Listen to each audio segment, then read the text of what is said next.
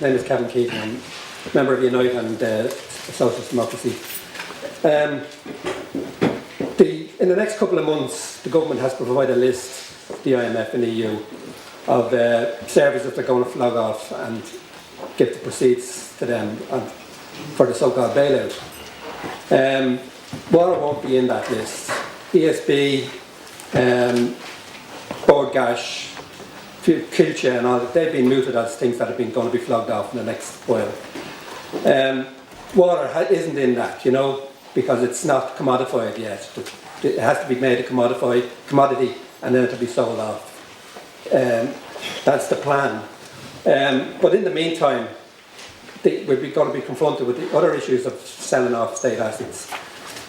Whether they're sold off is going to affect, if people are beaten on them, it's going to affect whether you're going to have a successful campaign against the selling off of the water services and likewise the household charges. Now, you may say that that's up to the unions to defend the ESB and whatever else, but the unions are involved in the Croke Park Agreement, which doesn't contradict the IMF, EU bailout. I mean, you don't have to take my word for that. The IMF said the Croke Park Agreement is no problem. Croke Park Agreement is quite in line with with the EU IMF destruction of the country. So, you know, is it adequate? We're going to be confronted with that sooner. Can we do the structures involved? Are they adequate to actually deal with the broader issues? The broader issues, we're going to impinge on it. It's going to come up pretty soon. Yeah. Party. I think we should be prepared that in the next number of months, and in particular at the start of next year, we will see a massive propaganda campaign by this government to try to force people to pay.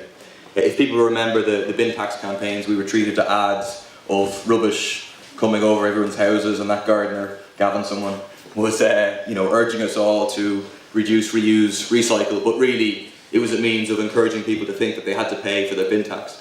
And I think that in this case we can identify probably three key lines of argument by the government. The first one being that it's only €2 a week, or as one Fine Gael minister I think said, it's only $1.60 in old money.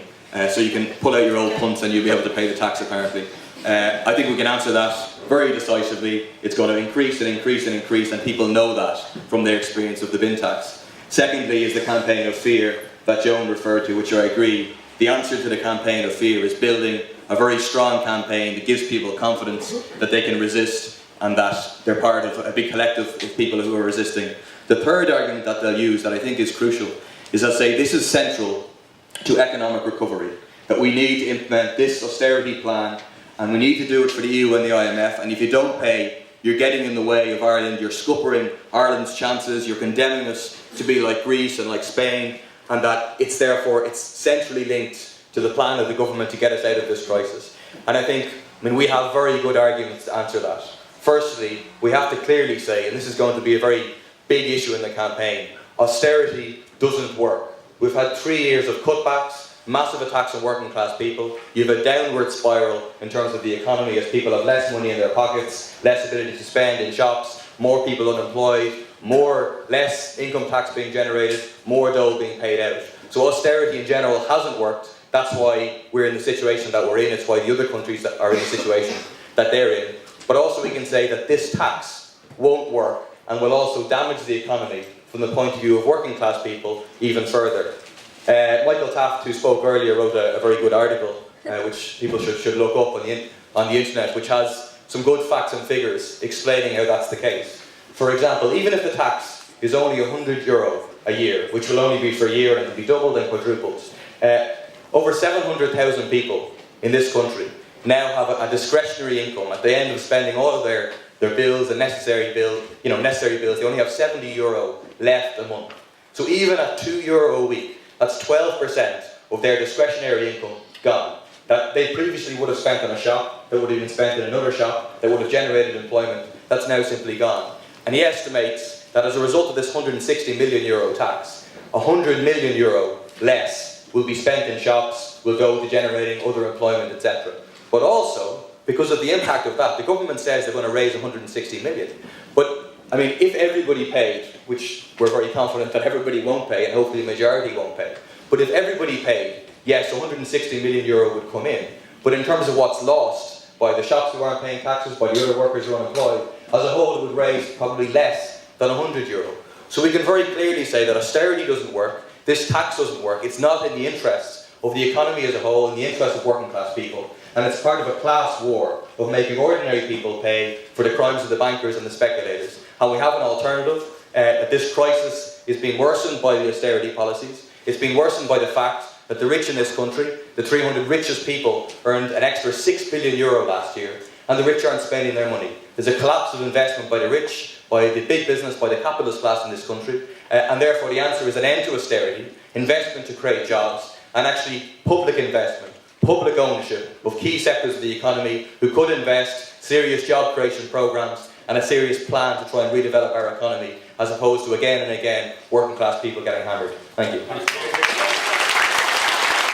Member of the Socialist Party and United Left Alliance. Just like to say that although the government are trying to deflect attention away from it, the question of us now actually paying for Anglo-Irish and the other banks is centre stage. That is to say, we are now paying for the bailouts to reduce or discarded services in health, education, local authorities, and of course the slashing of social welfare, etc. Imposing, as Joe said, austerity on the working class. But there's also a huge cost for the bailouts, with huge unemployment made worse, as Paul was just explaining, because of the fact that working class people have less and less to spend. Now, we're also going to have to pay for Anglo and Company with hard cash, and I think that's where these taxes come in. And in that respect, 100 euros per household is so much small change as to be a joke. Now, not of course a joke for those who can't afford to pay the 100 euros, but a joke as to the government's real intention of how much the household and water taxes will be. If, for instance, the household charge were left at 100 euros, then it would take 181 years to pay off, without any interest, the 29 billion for Anglo-Irish alone. But there will of course be other taxes. For example, the Lee Tunnel in Cork, it's proposed to toll that, which would mean that a worker going to and from work would have to pay an extra 100 euros a year. But of course, as well as there have been other taxes, there are other banks, not just euros. And if instead we use John Fitzgerald's figures that Kieran Allen mentioned earlier, those figures where the household charge would be in the region of 600 or 700 euros and the household tax of 500 euros. The Anglo debt, instead of taking 181 years to pay off, would be down to a more acceptable level from their point of view to 15 years. So the point that I'm making is that the 100 euros will rise to 1,200 euros, and that 1,200 euros would be put straight into the black hole called the banks in this country. Alan Johansson, I'm with the Socialist Workers' Party.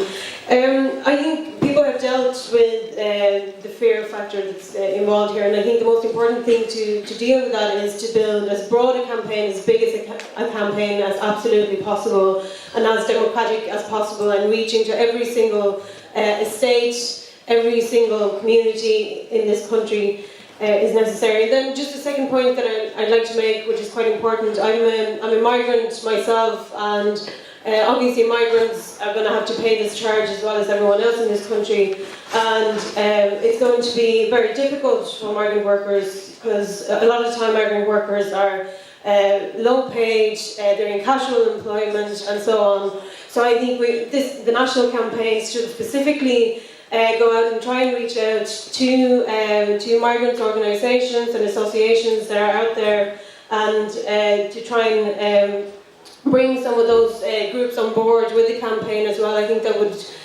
be crucial in uniting communities and areas in this country to fight back against this tax. Thanks. And the Socialist Workers' Party, before United Left Alliance. I think one thing we should ourselves take confidence from is the fact that the other side aren't that cocky.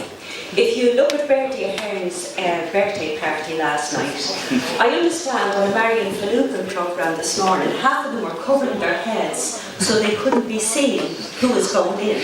Now that sham would have been prone 2-3 years ago. They have to worry. They have to worry about us. So we need to be confident that we're going out against a background of real anger. Anybody, all the activists in this room, know it. The anger is out there and it's palpable. What we have to do is to make sure that we use that anger to fuel the campaign. Link it, as Joe rightly did, with the bailouts all the time. Never let them away with that. Cancel the debt. Let them know that we can make that call, and that call could be popularised among people as well. This can strengthen our side and weaken their side and give us confidence. And the last point I just want to make is, again, that issue of confidence and giving people the sort of the sticking power to see it through, whatever they're going to throw at us. And the point is that mobilisations, mass mobilisations, do increase confidence. People who come out on the street, they're enormously cheered by it. I remember some of the protests outside the Dáil, not huge, but significant. But people who went on those for the first time, non-political people, they were cock a hoop. They loved getting out there and giving out BlackBerry. We can use that, and we can use people's anger to build their confidence by mobilising people. I think we can take this thing and really, do serious damage to the other side. Social worker, employed in Dublin Bus and fighting the case there. But over the last 6 months we ran a bus campaign. It was a protest campaign, a very lively one too, and we managed to save 8 bus routes in the last 6 months. We were in Ballymun there 2 nights ago and had another vibrant meeting, and there's a protest being held in Ballymun last week. But the big point I want to make is to the people and to the campaign that it was a very lively campaign by the public who got behind us. They got behind us to such an extent, I think there was about 40 or 50,000 signatures, where we occupied parts of Dublin. The old age pensioners took over around about Dunleary. We had local protests and we occupied head office in Dublin Bus. And they were really scared of us. Imagine 8 bus routes are reversed that would have been gone had we not led a campaign on the bus cuts in Dublin. So I think very lively, the public, when I say the public got behind us, they will get behind us if we do the groundwork. If we get out there into the communities and inform them of what was going on. Dublin Bus came up against people who knew what they were talking about. And that's why our campaign has succeeded in the buses, where we occupied libraries, where we met them where they come out for their fake consultation in the communities. So we went against them. So public protest does work. And make sure you get everybody out, get to every corner in all the estates. And we should publicly, just to finish off, name those general secretaries who do not get behind us. And ask our members, publicly disgrace them, as we are going to disgrace the government. They have disgraced our members. They are shameful to the badge that they wear and the people that they claim to represent here in Dublin and around the country. They've led our workers into bust, they've lost our houses, universal social charges, welfare cuts, pensions that people pay in public and private sectors. So I would say to everybody, be lively in the campaign and be vibrant about what you're doing, and let's take this fight to the government. Thank you.